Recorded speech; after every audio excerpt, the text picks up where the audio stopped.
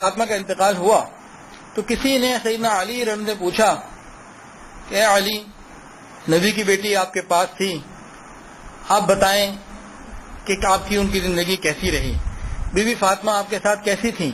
اب یہ ایک شوہر کا اپنی بیوی کے بارے میں اسٹیٹمنٹ ہے، اور کیا ہی پیارا اسٹیٹمنٹ ہے۔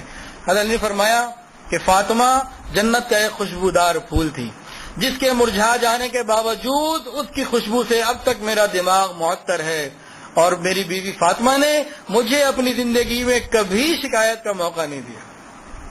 اللہ اکبر کبیرہ۔ اتنی شوہر کی خدمت کی، خیال رکھا کہ بعد میں بھی شوہر یاد کر رہا ہے کہ کبھی مجھے تکلیف نہیں ہوئی۔ اب کئی واقعات اور بھی ہیں۔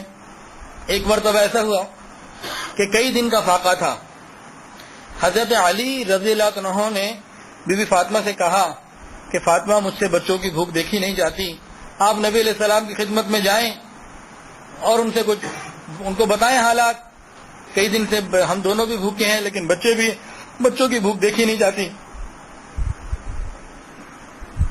تو بی بی فاطمہ نے کہا نہیں، آپ جائیں، میں نہیں جاتی۔ تو انہوں نے فرمایا نہیں، مجھے شرم آتی ہے، آپ خود جائیں۔ چنانچہ بی بی فاطمہ رضی اللہ تعالی عنہ ایک ایسے وقت میں نبی علیہ السلام کے پاس پہنچی جو عادتاً ان کے جانے کا وقت نہیں تھا۔ اچانک جب دیکھا نا باپ نے بیٹی کو کہ بیٹی گھر آئی ہے، پوچھا فاطمہ خیر تو ہے؟ اب بی فاطمہ نے فرمایا کہ یہ حالات ہیں، وجہ بتائی۔ تو نبی علیہ السلام نے فرمایا، باپ نے بتایا کہ میرے پاس 5 بکریاں ہیں ہدیے کے لیے جو آئی ہوئی ہیں، تم چاہو تو 5 بکریاں لے جاؤ، اگر چاہو تو تمہیں 5 دعائیں سکھا دیتا ہوں، تم وہ لے جاؤ۔ تو فوراً کہنے لگی کہ مجھے بکری نہیں چاہیے، بھوک تو دور ہو جائے گی، دعا سکھا دیجیے۔ یہ تربیت تھی۔ تو نبی علیہ السلام نے وہ 5 دعائیں سکھائیں، یا اول الاولین، یا آخر الاخرین، یا ذی القوۃ المتین، یا راحم المساکین، یا ارحم الراحمین۔ بی بی فاطمہ خوشی کے ساتھ ان دعاؤں کو لے کے واپس ہو گئی۔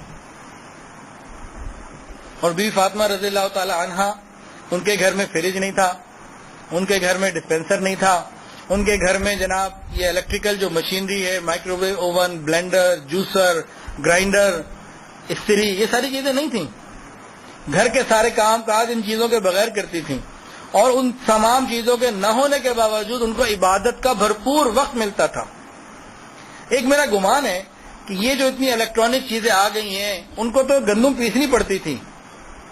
1 من گندم ہماری عورت کو پیسنی پڑ جائے تو یہ تو گھر چھوڑ کے چلی جائے کہ سنبھالو اپنا گھر۔